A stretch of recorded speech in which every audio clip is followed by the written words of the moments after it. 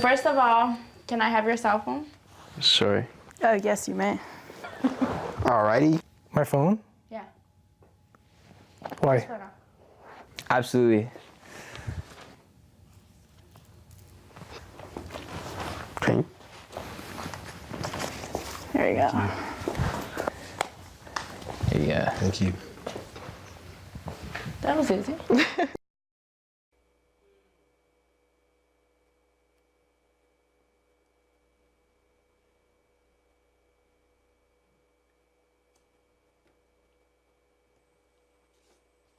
Hi, thank you.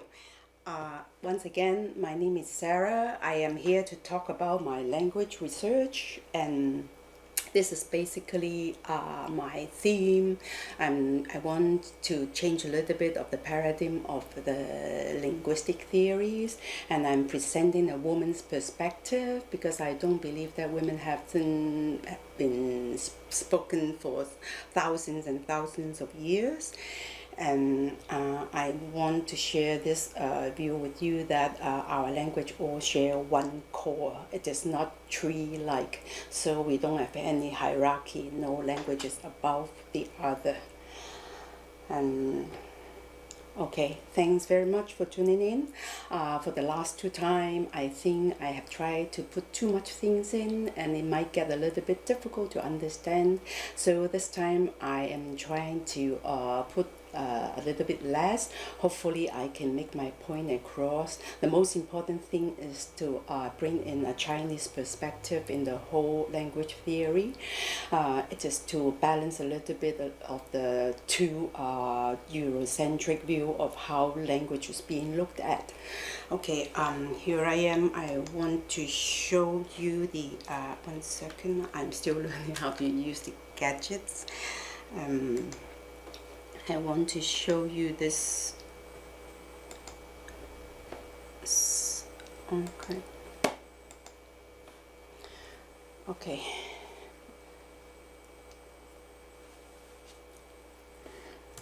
Okay, once again, I want you to keep seeing this basket starfish as my theme. All the branches of the language come out from the same core, so no one is higher than the other one. It is only by understanding language this way that we can look at each other on an equal ground. Again, language family is not tree-like. Language has no hierarchy. So I want to introduce Chinese to let people see how close our languages are. My language, as I said, is based on sound, and also I used Cantonese as the main base instead of Mandarin. Mandarin will be used, just to compare the mutation of sound. And also, again, these days now when we learn how to read or write, that means we learn writing.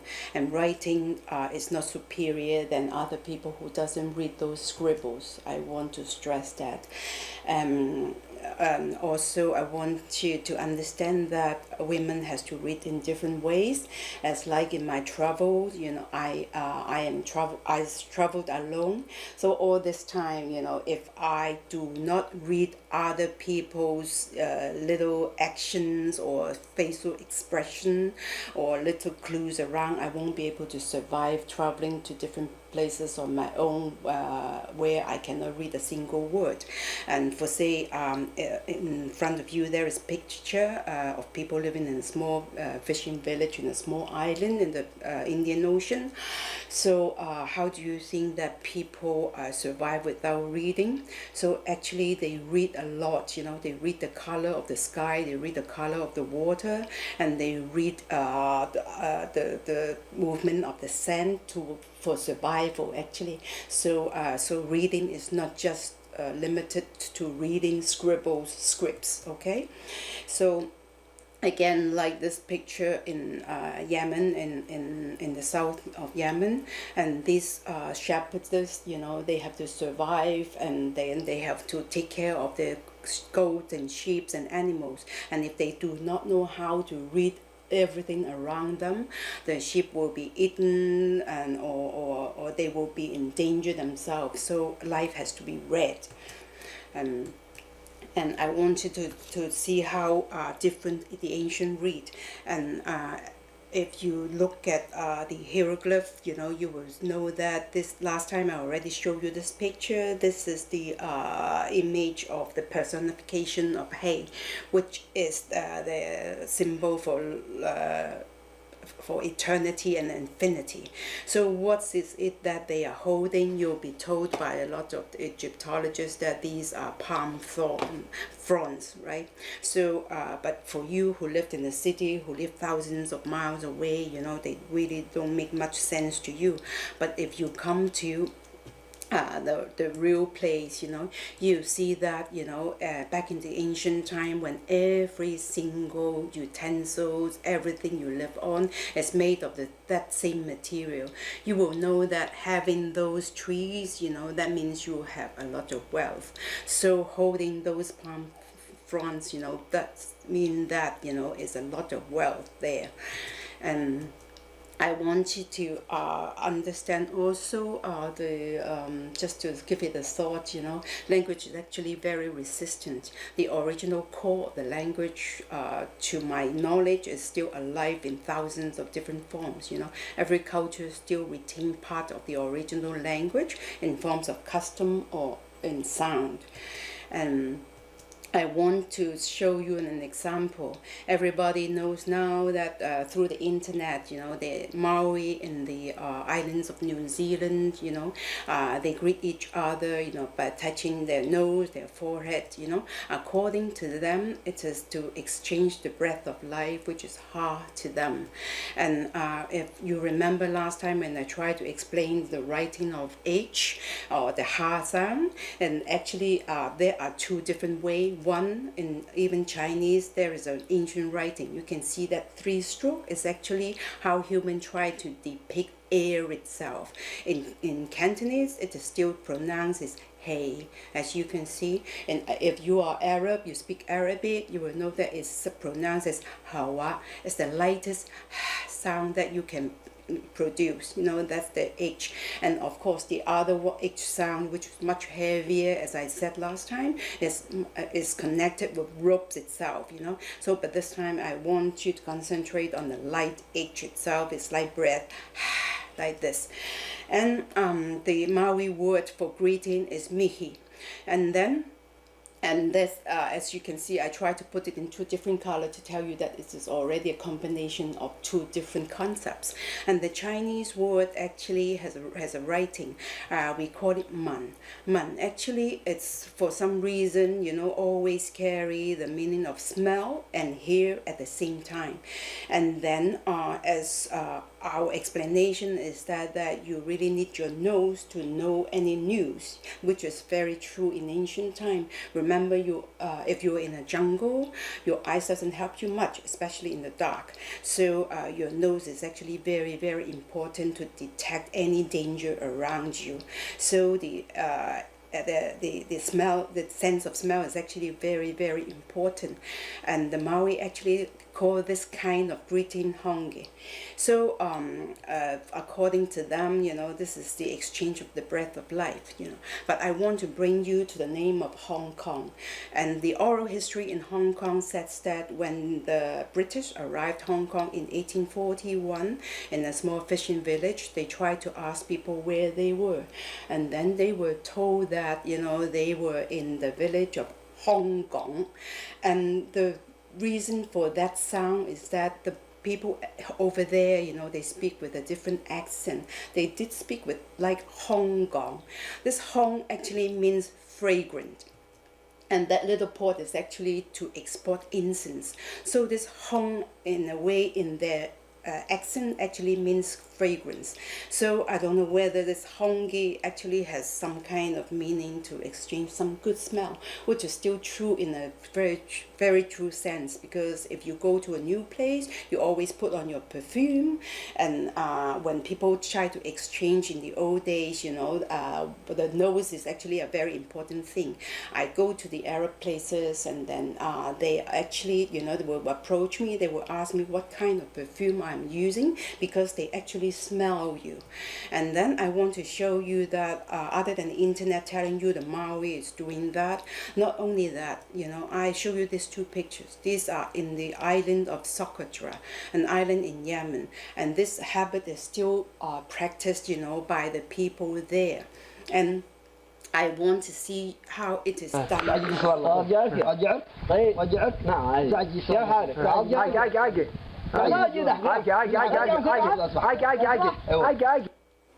Okay, that is between, you know, equal rank of people, and this one is done between an older generation and younger generation with respect.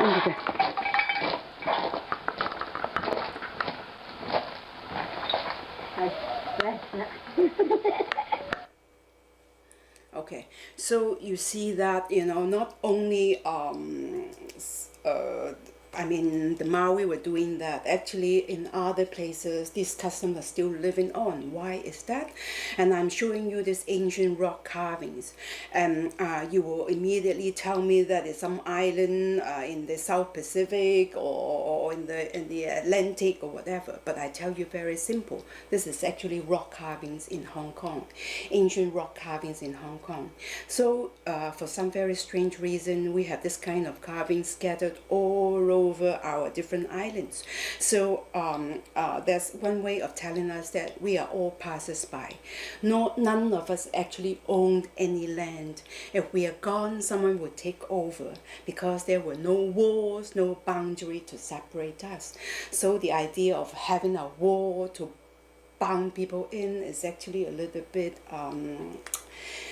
silly, you know, when you look at history in the long term. And I want you to see, you know, how this basket starfish core comes to be. I pick up a simple word, you know, because every word actually now I can find out the core sound of that word that links to almost, you know, every different language. And I pick out the basket, you know, as a very core thing. Why I pick the basket? Because it is one of the very first human technology. So building up on that, you know, it actually spread out to be one of the most used consonant or in all human language. So in hieroglyph, this is a K. Okay, in English, you know, I bring you to a can or the cane, because the cane is the raw material that start to weave, you know, they make into mat and basket and all this stuff. And of course, you know, if you use the basket in ancient time, it is used as a can. And then this is Greek, a basket also. You can see that there is the prefix of kane, which is exactly the cane word in English. And this is Georgian, which, you know, and you can see that basket is also carrying the same sound. And this is Sanskrit, either ka or ku. And these languages are actually very complicated language already, because they have to combine different things, you know, to make something known. The more closer to the center, the more monotone it is, as you will see. And then in Turkish, Canada, which is a South Indian language. As I said, once again, all these words means basket, okay? And also a case, and it's also CA, okay? And this picture here is actually Chinese. We either use gay, K, or key. And then this is Basque, which they said is a isolated language. Basque is in the northern part of Spain. And Kazakhstan, English, you say cup, cap, all these words also come from the same basket, okay? Because, you know, I still see the Bedouins still using what they call a milk basket to milk the camels. This is a basket, but it can hold liquid. So don't be so limited in your thoughts that, you know, a basket cannot hold liquid, because if you smear it with any mud or anything, it can retain, you know, the water inside. Actually, in Hong Kong history, you know, Hong Kong was famous to make salt, you know. The pan that we boil salt in was actually made from bamboo. You ask me how on earth they can use bamboo to boil salt water, seawater to make salt. It was because when salt is hardened into salt, it's actually impermeable. So as you make salt harder and harder, the basket of bamboo actually was strong enough to hold the liquid inside. So also depends on how you use a utensil, and when you turn the basket over, it becomes a cap, you know, like a rain cap. And these are all different words concerning basket: Croatian, Romanian, Estonian, Albanian, Latin, French. Can you see all those ka, ki, ko, all those principal core sound? And English, back to basket. Basket is actually already a compound word. The base plus the kit sound, okay? Igbo is an African language, you know, ikate, ikata. And Hawaiian, Maui, Indonesian. I want you to pay a little bit of attention to the Indonesian. Indonesian has a very famous dish called yellow rice. Look at the shape of it. If you look at the mold, how they make the yellow rice, you of course now you only find metal, but you know, you can be sure that in the old days it was made of a pointed top basket. But where can you find this kind of basket shape? Actually in Linear B, which is Proto-Greek, in the islands of in the Mediterranean, where the Greeks are. Actually, they have this sort of basket. They use it as a key. So if you turn it upside down, it will be actually this kind of rice. Why do I say that? Because I pay a lot of attention to this oceanic cultures. I circle these out, you know, and these green circles are what the linguists will call isolated language. And if they are isolated, if they are oceanic, why would they all share the same core sound for the basket? So I want you to look at the world map in a bigger scale, and this is where the Linear B is in the Mediterranean area, and this is where Indonesia is, and this is where the Mauis are, and this is where Hawaii is. Look at all this line. Do you think that this all happened randomly? So I want to tell you that, you know, ancients did travel far and wide. Well, the story of Christopher Columbus is actually to support the Euro-Centric history. I'm sure you know that America has already tons of different people, you know, here long before Columbus arrived. And I want to show you a boat. You know, this is a Fukienese boat from east of China called Keiying. Keiying is what they call, you know, the first boat to the first junk, I should say, travel to the east coast of the U.S. You know, it of course according to modern written history. And is it really the first boat? God knows. No one knows. But I want you to pay attention to this eye right here.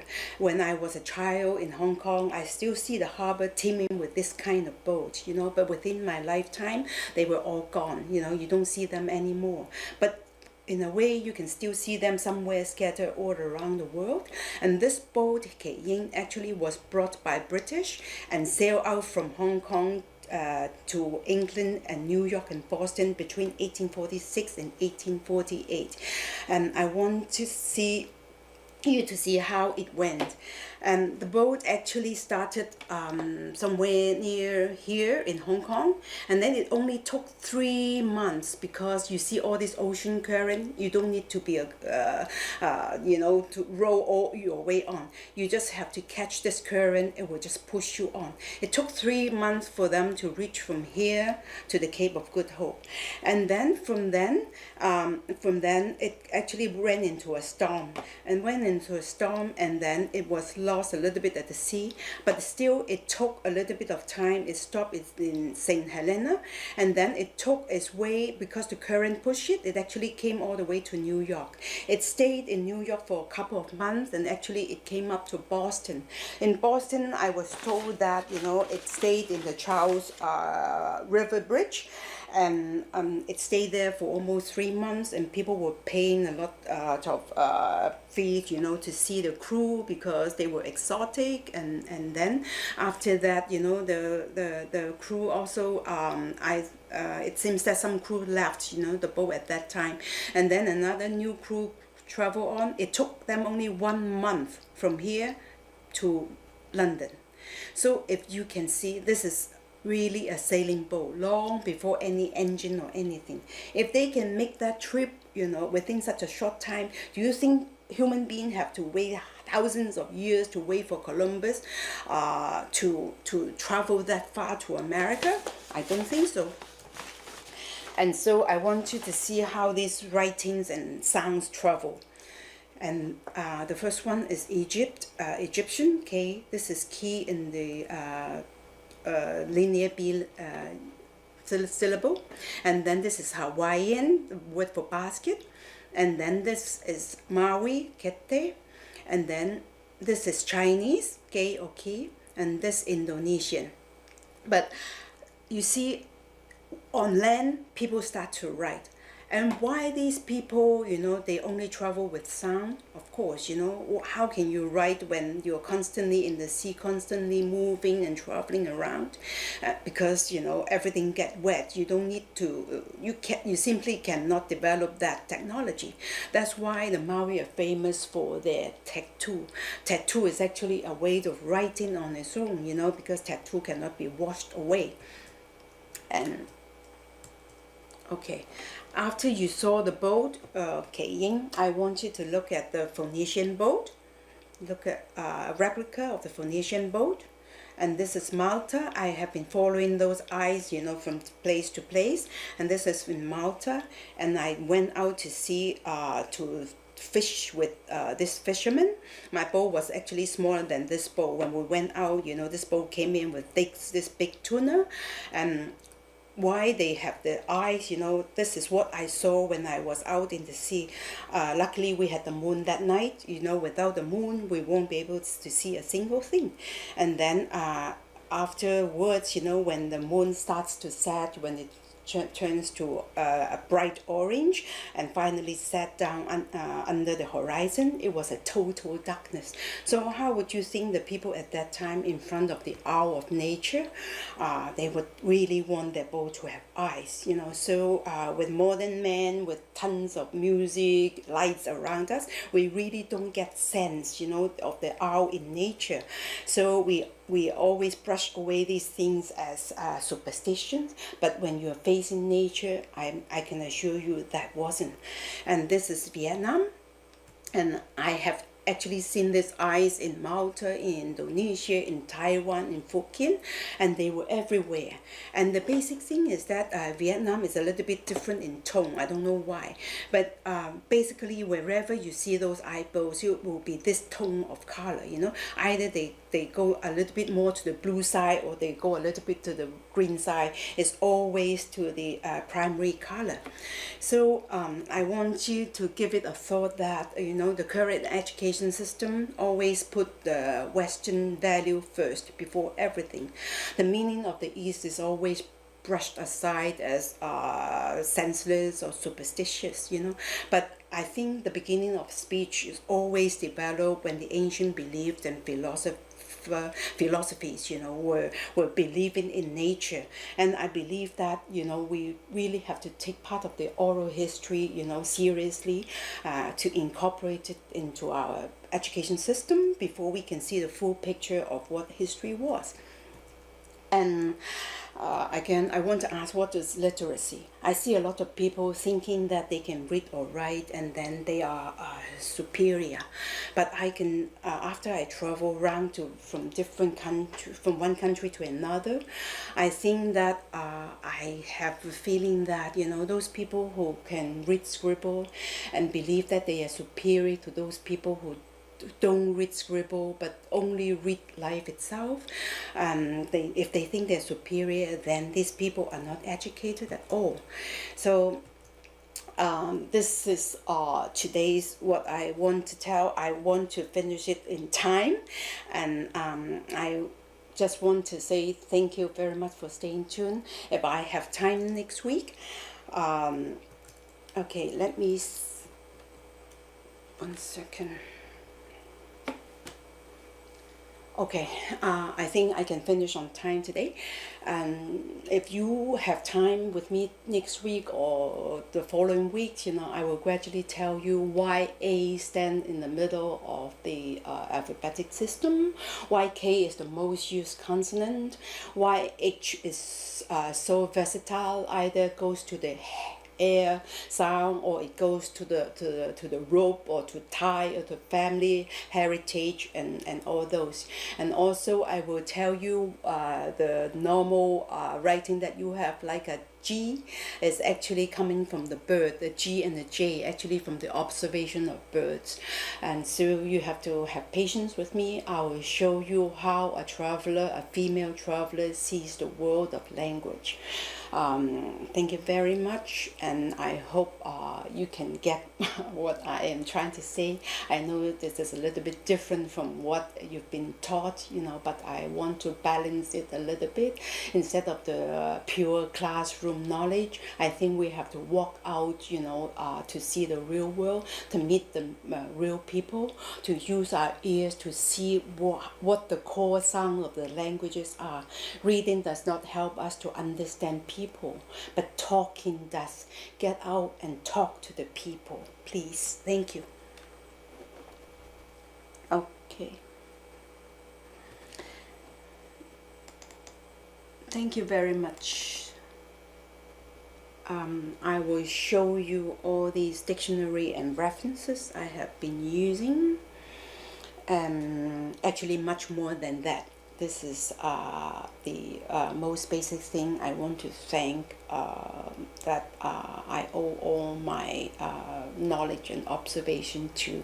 I hope you, like me, continue to search for every single strange thing around you so you can make your life more meaningful and stay with a very, very open mind to treat the people around you. But yeah, I think that's it. Thank you very much. Have a good weekend.